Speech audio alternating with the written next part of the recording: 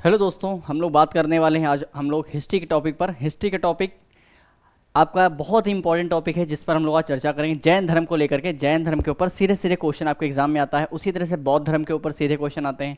तो हम लोग पूरी अपनी एंसेंट हिस्ट्री को टॉपिक वाइज करके सॉल्व करने वाले हैं। टॉपिक वाइज तरीके से आपको सारे वो टॉपिक करवाएंगे जो आपके आरओ एआरओ एग्जाम में, आपके बीपीएससी के एग्जाम में, आपके एपीएस एग्जाम में क्वेश्चन देखने को मिलेंगे डायरेक्ट। वो भी आपको हैंड रिटन नोट्स पढ़ने हैं, बिल्कुल जो हैंड रिटन हमारे द्वारा खुद बनाए गए हैं, जिसको हमने लिखा है। कोई पीपीटी नहीं है, ना कोई हमने कहीं बुक से लिखा हुआ, सीधा हमने इसको अपने हैंड रिटन नोट्स बनाए हैं और उन्हीं को बनाया है, उन्हीं को लिखा हुआ यहाँ पर इस नोट्स में जो आपको एग्जाम में देखने मिलेंगे। इनको आप पढ़ेंगे और देखेंगे जैन धर्म के ऊपर आपके जो क्वेश्चन होंगे वो यहाँ आसानी से बनेंगे। ठीक है, छोटी वीडियो रहेगी लेकिन ये छोटी वीडियो बहुत काम की आपकी, जिसमें आप अपना पूरा जैन धर्म के टॉपिक कंप्लीट करेंगे। इसी तरह से बौद्ध धर्म और मौर्य काल, ठीक है, गुप्त काल और उत्तर वैदिक और ऋग्वेद, सिंधु सभ्यता, इस तरह से हम सारे टॉपिक को, एंसेंट हिस्ट्री के सारे टॉपिक को कवर करेंगे। लेकिन वही टॉपिक लेंगे हम आपके लिए जो आपसे एग्जाम में क्वेश्चन आपको देकर जाए, आपकी मेहनत सार्थक हो। ठीक है, तो चलिए आते हैं, बात करते हैं हम लोग यहाँ पर जैन धर्म के बारे में। आपको पता है आरओ 2021 एग्जाम में क्वेश्चन पूछा गया था कि भाई जैन तीर्थंकर जो है, जैन तीर्थंकर और उनके प्रतीक चिन्हों को मिला करके मिलाना है, मिलान करने वाला क्वेश्चन आया था। वहीं से आपको ध्यान देना कि आपके लिए इंपॉर्टेंट है क्वेश्चन। आपको पता है जैन धर्म के बारे में, जैन धर्म क्या है, जिसमें 24 तीर्थंकर होते हैं। 24वें तीर्थंकर कौन है? महावीर स्वामी हैं। ठीक है, और अगर बात करें यहाँ पर तो देखो यहाँ पर क्रम नहीं लिखा हमने यहाँ पर वो लिया है जो आपसे 8-10 साल के पेपर में बराबर पूछा गया है। तो यहाँ पर तीर्थंकर दिए हुए हैं और एक साइड में दिए हुए हैं उनके प्रतीक चिन्ह। सीधे सीधे एग्जाम में क्वेश्चन पूछा भाई तीर्थंकर और प्रतीक चिन्हों का मिलान करें। तो कौन तीर्थंकर? ऋषभ देव है। ऋषभ देव का प्रतीक चिन्ह क्या है? ऋषभ देव का प्रतीक चिन्ह वृषभ होता है, वृषभ। ठीक है, तो आपको ऋषभ से वृषभ आसानी होगी याद करने में, आसानी से याद कर लेंगे और क्वेश्चन जरूर आएगा, इस बात को ध्यान रखें। जो टॉपिक आपको हम देंगे उनसे क्वेश्चन जरूर आएगा। अजीतनाथ दिए हैं, अजीतनाथ का प्रतीक चिन्ह क्या है? तो यहाँ पर अजीतनाथ का प्रतीक चिन्ह हाथी है। क्या है? एलिफेंट है, हाथी है। उसी तरह संभवनाथ है, संभवनाथ का प्रतीक चिन्ह क्या है? अश्व। अश्व मतलब घोड़ा, हॉर्स। ये किसका है? संभवनाथ का। अगर बात करें मल्लीनाथ, मल्लीनाथ का प्रतीक चिन्ह क्या है? ये आपका है कलश। ठीक है, ये आपके क्वेश्चन एग्जाम में, आरओ के 2021 के एग्जाम में क्वेश्चन पूछा गया है। यूपी पीसीएस में क्वेश्चन कई बार आ चुका है, आरओ एआरओ, ये सब एग्जाम में बराबर ये टॉपिक क्वेश्चन आते हैं।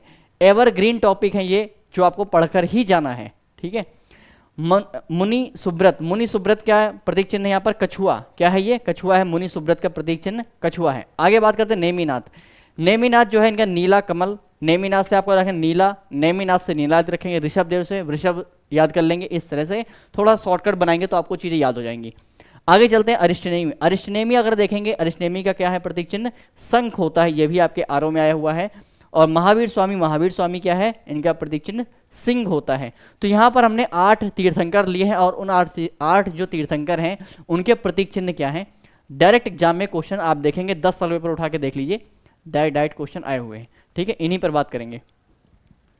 आगे चलते हैं, अब यहाँ पर थोड़ा सा बात करते हैं महावीर स्वामी के परिचय के बारे में। महावीर स्वामी का परिचय जो आपको सबको पता होगा, उनके जन्म तिथियों के बारे में पता होगा, सब चीज़ें आपको पता है। हम उन पॉइंट्स की यहाँ पर चर्चा करेंगे जो आपको नहीं मिलते जल्दी। ठीक है, जो आपके एग्जाम में आते हैं लेकिन आपको नहीं मिलते हैं। जैसे अगर बात करें महावीर स्वामी की जो ज्ञान प्राप्ति हुई थी, ज्ञान प्राप्ति कहाँ पर? ऋजुपालिका नदी के तट पर इनको ज्ञान की प्राप्ति हुई थी। किस वृक्ष के नीचे ज्ञान की प्राप्ति हुई? तो ये साल वृक्ष के नीचे ज्ञान की प्राप्ति होती है। साल वृक्ष है ये, और ऋजुपालिका नदी के तट पर इनको ज्ञान की प्राप्ति हुई थी।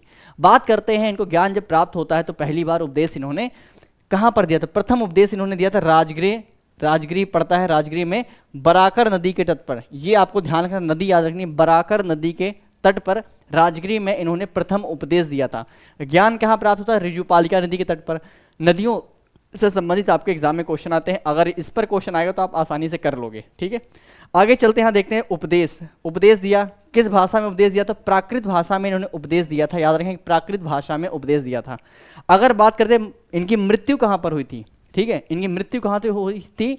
तो इनकी मृत्यु हुई थी ये पावापुरी में हुई थी। कहाँ पर हुई थी? पावापुरी में महावीर स्वामी की मृत्यु हुई थी। उस समय यहाँ पर मल्ल गणराज्य था जहाँ पर इनकी मृत्यु हुई। जन्म है, जन्म 599 ईसा पूर्व में है। कई बार आप लोगों ने सुना भी होगा, पढ़ा भी होगा। और जन्म स्थल कहाँ पर? कुंडग्राम, वैशाली। इसके अलावा आपको कई सारी चीज़ें जो आपको याद होंगी, आपने कई जगह पढ़ी हुई, लेकिन यहाँ पर कुछ 2-3 नदियों के नाम हैं, 2-3 चीज़ें हैं, इंपॉर्टेंट एग्जाम में क्वेश्चन आया हुआ है। पुराने पेपर आप उठाकर देखेंगे तो आपको जरूर चीज़ें मिलेंगी। आगे बात करते हैं, यहाँ पर एक क्वेश्चन आपका यहाँ से तो जरूर आएगा, चाहे कुछ भी हो। एक देखेंगे यहाँ पर जैन धर्म की बात करेंगे तो जैन धर्म में त्रिरत्न है। जैसे बौद्ध धर्म में त्रिरत्न होते हैं, उसी तरह से जैन धर्म में भी त्रिरत्न कॉन्सेप्ट है। त्रिरत्न होते क्या है, अगर बात करें एक लाइन में बात करें तो जैन धर्म में कर्मफल से छुटकारा पाने के लिए त्रिरत्न आवश्यक हैं। और ये त्रिरत्न क्या है, तो हमने यहाँ पर आपको ग्राफ बना के दिखाया कि भाई त्रिरत्न क्या होते हैं। त्रिरत्न की अगर बात करें तो क्या है, सम्यक दर्शन, ठीक है, सम्यक दर्शन, सम्यक ज्ञान और सम्यक आचरण, ये आपको रट लेना है। सम्यक ज्ञान, सम्यक दर्शन, सम्यक आचरण, ये क्या है, ये तीनों बौद्ध धर्म के त्रिरत्न हैं। त्रिरत्न क्या होते हैं, तो कर्म फल से छुटकारा पाने के लिए त्रिरत्न आवश्यक हैं, ये जैन धर्म में कहा गया है। ठीक है, आगे देखते हैं। अब देखिए जैन धर्म में आपको पता है 5 महावृत हैं, 5 महावृत हैं। आपको पता है 5 महावृत, आप एग्जाम में क्वेश्चन कई बार आया होगा कि कौन से 5 महावृत हैं इसमें से। तो पहला है सत्य, दूसरा अहिंसा, तीसरा अपरिग्रह, अस्तेय और ब्रह्मचर्य। आपको पता है ब्रह्मचर्य जो है महावीर स्वामी के द्वारा जोड़ा गया था, 5वां आपका महावृत है। तो याद रखेंगे ये पॉइंट इंपॉर्टेंट है, यहाँ से क्वेश्चन भी आपका एग्जाम में आया हुआ है। ठीक है, अगर यहाँ बात करते हैं इनकी मान्यता जो है, इनका विश्वास, किन चीज़ों में विश्वास था जैन धर्म का और किन चीज़ों में विश्वास नहीं था, इसकी बात करेंगे जैन धर्म को लेकर के। तो आपको एक छोटा सा ज्ञान यहाँ पर हो जाएगा थोड़ा सा कि भाई क्या चीज़ें हैं, और आपको ज़्यादा नहीं पढ़ना है। देखो बहुत ज़्यादा पढ़ के, क्योंकि प्रीलिम्स के पॉइंट ऑफ व्यू से अगर आप जा रहे हैं तो आपको इस तरह से नोट्स बनाना है, इस तरह से चीज़ों को रखना है। इसकी पीडीएफ आपको टेलीग्राम पे मिलेगी, उसी टेलीग्राम पे आपको सारी पीडीएफ जितनी क्लासेस यूट्यूब पर आपकी आने वाली हैं, इसी तरह से ये सारी रिटन हैंड रिटन नोट्स मिलेंगे आपको सारे। तो बात करते हैं जैन धर्म का विश्वास, जैन धर्म का किन चीज़ों में विश्वास होता है। तो ये पहला पॉइंट इंपॉर्टेंट है, ईश्वर की मान्यता नहीं थी। ठीक है, जैन धर्म में ईश्वर की मान्यता नहीं मानी गई, ईश्वर को नहीं माना गया है। कई बार एग्जाम में क्वेश्चन आता है, स्टेटमेंट टाइप में क्वेश्चन देगा तो बहुत सारे लोग कंफ्यूज हो जाते हैं कि मानता है कि नहीं मानता है। तो जैन धर्म ईश्वर को नहीं मानता है, ये बात को याद कर लेना है। और ये क्या मानता है, तो पुनर्जन्म को मानता है, ठीक है, और कर्म में विश्वास करता है। पुनर्जन्म को मानता है, कर्म में विश्वास करता है, ये भी दूसरा पॉइंट आपको याद रखना है। तीसरा क्या इनका विश्वास है कि आत्मा में इनका विश्वास है। ठीक है, आत्मा में इनका विश्वास है, पुनर्जन्म को मानते हैं, ईश्वर को नहीं मानते हैं। ये बात ध्यान रखें, जैन धर्म के लोग ईश्वर को नहीं मानते। और कर्म में इनका पूरा विश्वास है। वेदों की अपौरुषेयता स्वीकार नहीं है, मतलब वेदों को नहीं मानना है, एक तरह से ये लोग ऐसा कह सकते हैं कि जैन धर्म के यहाँ पर 4 पॉइंट में हमने आपको ये 4 लाइनें बता दी। और एग्जाम में आपके स्टेटमेंट में क्वेश्चन आएगा, कथन कारण में क्वेश्चन आएगा, आसानी से आप इसको सॉल्व कर लोगे। ठीक है, इंपॉर्टेंट है तो इसको देख लें और क्लास को शेयर जरूर कर दें। यहाँ पर बात करेंगे जैन धर्म का विभाजन होता है। तो जैन धर्म का जब विभाजन होता है तो जैन धर्म कितने भागों में बढ़ता है, कई बार एग्जाम में क्वेश्चन आपके पूछे गए हैं।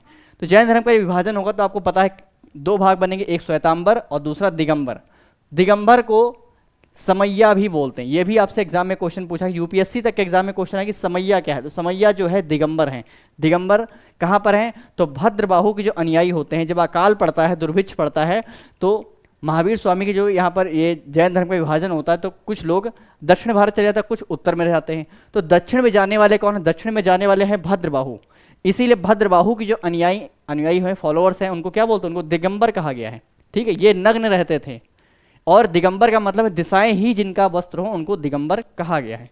उसी तरह से अगर आगे देखेंगे यहाँ पर श्वेतांबर, श्वेतांबर को 13 पंथी कहा गया। ये आपके क्वेश्चन एग्जाम में पूछा गया है, यूपीएससी में आया हुआ क्वेश्चन है। 13 पंथी क्या है, तो ये श्वेतांबर को ही 13 पंथी कहा गया है।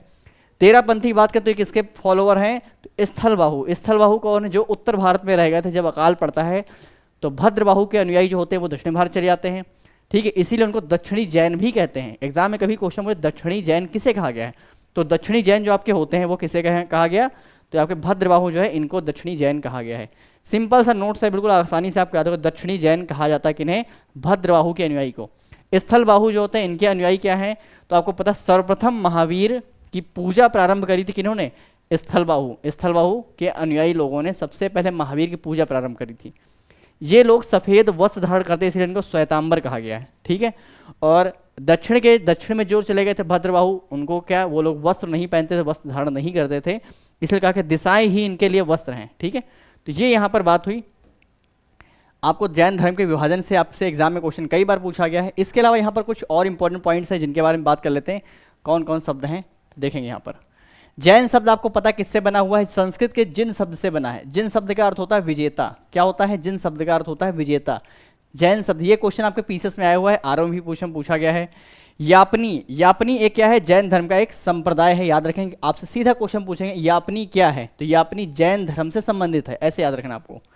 अगर बात करें जैन दर्शन हिंदू सांख्य दर्शन के काफी निकट है, तो ये भी क्वेश्चन पूछ सकते हैं कि जैन दर्शन किस हिंदू ग्रंथ के या हिंदू दर्शन के निकट है, तो सांख्य दर्शन के काफी निकट है ये आपका कौन सा, जैन दर्शन। महावीर की मृत्यु के बाद जैन संघ का प्रथम अध्यक्ष कौन, सुधर्मन बना था, कौन, सुधर्मन। महावीर की जब मृत्यु हो जाती है उसके बाद जैन संघ के प्रथम अध्यक्ष कौन, सुधर्मन बने थे। तो नाम याद रखेंगे, यह भी आपसे पूछा जा चुका है और फिर आपसे पूछा जाएगा एग्जाम में। एक यहाँ पर इंपॉर्टेंट है जैन, एक है सम्रादित्य कथा। सम्रादित्य कथा का संबंध किससे संबंधित है ये, तो आपके जैन संप्रदाय संबंधित सम्रादित्य कथा याद रखेंगे। मल्लीनाथ है जैन तीर्थंकर, मल्लीनाथ को श्वेतांबर के जो मत हैं, श्वेतांबर के अनुयायी जो हैं, उन्होंने मल्लीनाथ को स्त्री के रूप में मानते थे लोग, कि मल्लीनाथ क्या थे, मल्लीनाथ जो थे ये स्त्री तीर्थंकर थे, ठीक है, स्त्री मानते। ये आपसे क्वेश्चन आया हुआ एग्जाम में है, सीधे क्वेश्चन पूछा जा चुका। तो ये जितने पॉइंट्स यहाँ पर हमने आपको बताए ये सारे इंपॉर्टेंट है। ये पीडीएफ आपको टेलीग्राम पे मिलेगी, तो याद रखें टेलीग्राम जरूर ज्वाइन कर लें। टेलीग्राम आपको ध्यान रखें, जैन के प्राचीनतम ग्रंथों को पुव्व कहा गया है। जैन के जो प्राचीनतम ग्रंथ उनको क्या कहा गया, उनको पुव्व कहा गया है, पुव्व, ठीक है, इस तरह से लिखेंगे, आधा हुआ और फिर पूरा हुआ, पुव्व है, ठीक है। तो ये आपने देखा, यहाँ पर हम लोगों ने बात कर ली पूरी जैन धर्म के ऊपर। जैन धर्म क्या है, जैन धर्म किसमें विश्वास है, जैन धर्म के तीर्थंकर कौन है और उन तीर्थंकर के प्रतीक चिन्ह क्या है, उसके अलावा जैन धर्म क्या है, और चीज़ें यहाँ पर कुछ इंपॉर्टेंट पॉइंट थे, संप्रदाय के बारे में बात कर ली। इतने से आपको जैन धर्म के अलावा, इसके अलावा और कुछ नहीं पढ़ना पड़ेगा आपको एग्जाम के लिए, आरओ APS के लिए इतना सफिशियंट है। इसी तरह से टू द पॉइंट आपको कंटेंट मिलता रहे तो आपको टेलीग्राम ज्वाइन कर लेना, पीडीएफ मिल जाएगी, और यूट्यूब पे बराबर बने रहना है, छोटी छोटी वीडियोस पर डे आपको मिलती रहेंगी, ठीक है। और इसके अलावा आपको अब कल हम बात करेंगे बौद्ध धर्म के बारे में, बौद्ध धर्म क्या है, बौद्ध धर्म की संगीतियाँ क्या है, और बौद्ध धर्म में किस चीज़ को लेकर मान्यता है और किस चीज़ को नहीं मानते, और उनके जो ग्रंथ हैं जिनसे एग्जाम में आपके डायरेक्ट क्वेश्चन आते हैं उन पर बात करेंगे कल, ठीक है। चलिए मिलते हैं फिर कल।